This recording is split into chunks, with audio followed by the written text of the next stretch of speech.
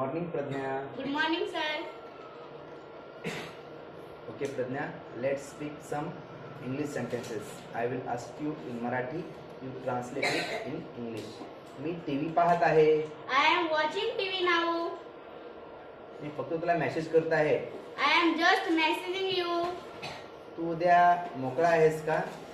Are you free tomorrow? ठीक आहे, काही अडचण नाही. It's okay, no problem. खूप खूप धन्यवाद. Thank you so much. हा मेसेज ग्रुपवर टाका. Send this message to group. तिचा नंबर पाठव. Send me her number. मी तुला कॉल करू शकते का? Can I call you, please?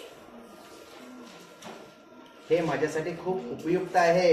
It's very useful for me. तुला माझा नंबर कोण दिला?